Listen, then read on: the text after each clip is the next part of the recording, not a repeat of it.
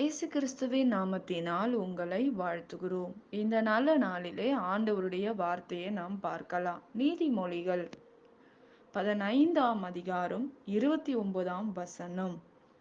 துர்மார்க்கருக்கு கர்த்தர் தூரமா இருக்கிறார், நீதிமான்களின் ஜெபத்தையோ கேட்கிறார்.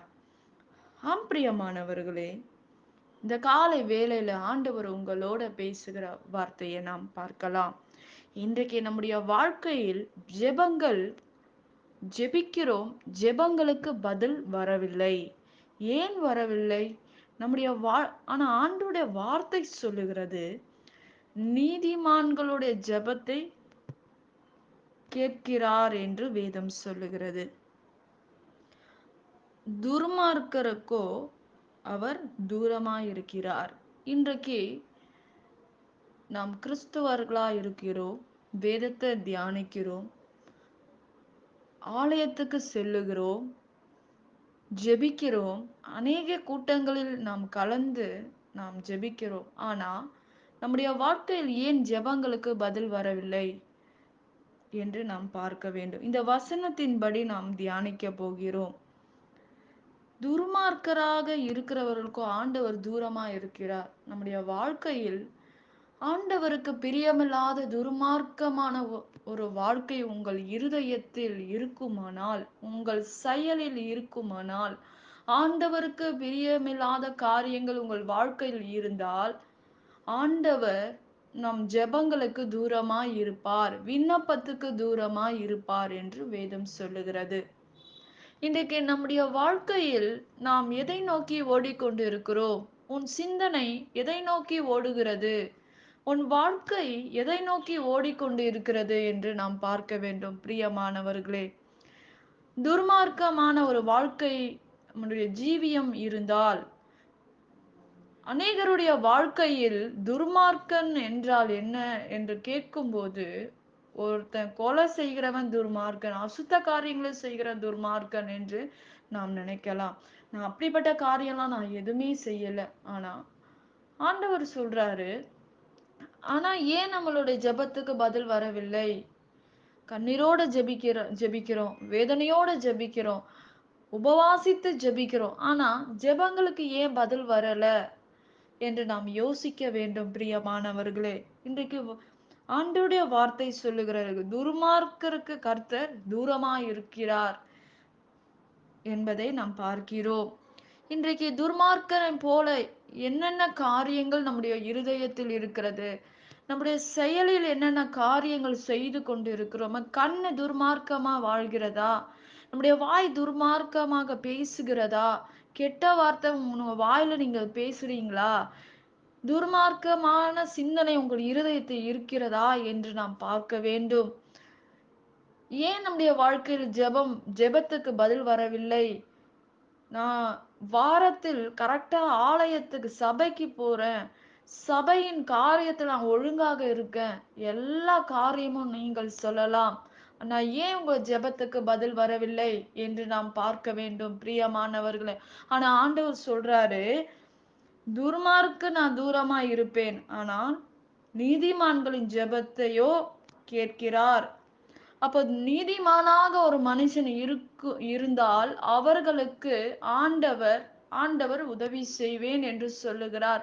அவர்களுடைய விண்ணப்பத்தை நான் கேட்பேன் என்று சொல்லுகிறார். இன்றைக்கு உங்களுடைய வாழ்க்கையில் விண்ணப்பத்துக்கு பதில் வரவில்லை என்றால், உங்கள் வாழ்க்கையில் ஆண்டவருக்கு பிரியமில்லாத காரியங்கள் ஏதோ ஒன்று இருக்கிறது. அது சின்ன காரியமா இருக்கலாம். இதுக்கு வார்த்தையை கேட்கிற உங்களுக்கு தான் தெரியும்.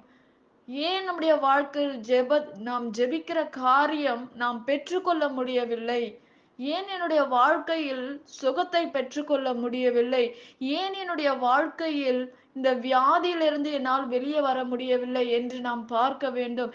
ஏன் இந்த கடன் பிரச்சனையிலே நான் வாழ்ந்து கொண்டிருக்கிறேன்? என்னுடைய வாழ்க்கையில் இவ்வளோ சூழ்நிலைகள் இருக்கிறதே, ஆனாலும் நான் ஆண்டவரிடத்தில் ஜெபிக்கிறேன், கண்ணீர் வடிக்கிறேன், இந்த சூழ்நிலை மாற வேண்டும், என் குடும்பம் பிரிந்து வாழ்ந்து கொண்டிருக்கிற இணைக்கப்பட வேண்டும் என்று நாம் ஜெபிக்கலாம். ஆனால் ஆண்டவருக்கு பிரியமில்லாமல் ஆண்டவருடைய வார்த்தை சொல்லுகிறது, துர்மார்க்கனுக்கு நான் தூரமாய் இருக்கிறேன். துர்மார்க்கமான வாழ்கிற மனுஷனுக்கு ஆண்டவருக்கும் அவருக்கும் சம்பந்தத்தோட இருக்கிற நமக்கும், ஆனாலும் நம் ஜெபிக்கிற ஜெபத்துக்கு பதில் வரல. ஏன் வரல? துர்மார்க்கனுக்கு ஆண்டவர் தூரமா இருக்கிறார் என்று ஆண்டவர் சொல்லுகிறார். இன்றைக்கு நம்முடைய ஜீவியத்தில் துர்மார்க்கமான ஒரு வாழ்க்கை வாழ்ந்து கொண்டு இருந்தால் நமக்கு பதில் வராது.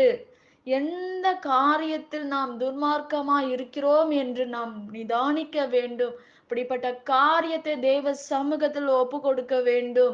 நீ ஒப்பு கொடுக்கும் போது, நீ நீதிமானாக நீ எண்ணும் போது உன் நீதி எண்ணப்படும். ஆண்டவர் உன் ஜெபத்துக்கு பதில் தருவார் என்று வேதம் சொல்லுகிறது. பிரியமானவர்களே, இன்றைக்கு நீங்க என்ன காரியமா இருந்தாலும் சரி, நீங்கள் யார்கிட்ட போய் சொல்ல தேவையில்லை. ஏசப்பா கிட்ட அவருடைய சமூகத்துல போய் நீங்க சொல்லும்போது ஆண்டவர் உங்களை மன்னிப்பார். மன்னிக்கிற தேவனா இருக்கிறார். பிரியமானவர்களே, அவரு தண்டிக்கிற தேவன் அல்ல, மன்னிக்கிற தேவனா இருக்கிறார்.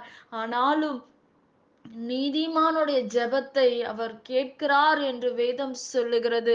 இன்றைக்கு நம்முடைய வாழ்க்கையில் நாம் செய்கிற ஜெபங்களுக்கு ஆண்டவர் பதில் தராமல் இருக்கிறார் என்றால், நாம் துர்மார்க்கனுக்கு நான் தூரமா இருப்பேன், துர்மார்க்கனுடைய ஜெபத்தை அவர் ஏற்றுக்கொள்ள மாட்டார் என்று நாம் பார்க்கிறோம். பிரியமானவர்களே, இன்றைக்கு என்ன காரியமா இருந்தாலும், அது சின்ன விஷயமா இருக்கலாம், பெரிய காரியமா இருக்கலாம், இருந்தாலும் தெய்வ சமூகத்தில் அவைகளை சொல்லிவிட்டு அதை விட்டு விடுங்க.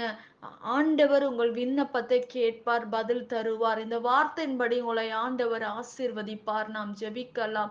பரலோகத்தில் வாசமாய் இருக்கிற அன்பின் பிதாவே, உங்க நாமம் மகிமைப்படுவதாக, உங்க ராஜ்யம் வருவதாக. அப்பா, இந்த நாள்ல நாங்கள் ஒப்பு கொடுத்து நாங்கள் ஜெபிக்கிறோம்ப்பா. ஆண்டவரே, இன்றைக்கு ஆண்டவரே, ஆண்டவரே, எங்க ஜெபங்களுக்கு துர்மார்க்கருக்கு நீர் தூரமா இருக்கீங்கப்பா.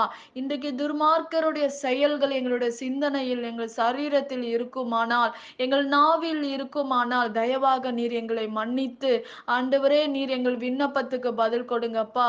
ஆண்டவரே, இந்த நாள்ல ஆண்டவரே, ஆண்டவரே, விண்ணப்பத்துக்காக காத்திருக்கிற பிள்ளைகள், ஆண்டவரே, அவர்களுக்காக நாங்கள் ஜெபிக்கிறோம்ப்பா. இந்த வேளையில ராஜா, ஆண்டவரே, சிறுநீரகத்தில் பிரச்சனையா இருக்கிறவர்களுக்கு ஒரு அற்புதத்தை செய்வீராக ஆண்டவரே. அப்பா, ஆண்டவரே, நீர் உதவி செய்யுங்கப்பா. திருமண தேவைகளை சந்திங்க, ஆசீர்வதிங்க. பண தேவைகளை சந்திங்கப்பா. ஆண்டவரே, திருமணத்துக்காக காத்திருக்கிற பிள்ளைகளுக்கு ஒரு அற்புதம் செய்யுங்க ஆண்டவரே. அதிசயங்களை செய்யுங்க ஆண்டவரே. இயேசுப்பா, எங்களுடைய எல்லா பாவங்களையும் மன்னிங்க ஆண்டவரே. எங்கள் மீறுதுகளை மன்னிங்க ராஜா. ஆண்டவரே, இந்த நாள் ஆண்டவரே, இந்த வார்த்தையை கேட்கிற ஒவ்வொரு குடும்பங்களிலும் ஒரு அற்புதம் நடக்கட்டும்பா. அற்புதத்துக்காக காத்திருக்கிற பிள்ளைகளுக்கு ஒரு அற்புதத்தை செய்யும் ஆண்டவரே. ஏசப்பா, நீர் பெரிய காரியங்களை செய்து முடிப்பீராக. எல்லாவற்றையும் உங்க கரத்துல ஒப்பு கொடுக்கிறோம். இயேசுவின் நாமத்தில் வேண்டுகிறோம் எங்கள் ஜீவனுள்ள நல்ல பிதாவே. ஆமேன். கர்த்தர் தாமே உங்களை ஆசீர்வதிப்பாராக. ஆமேன்.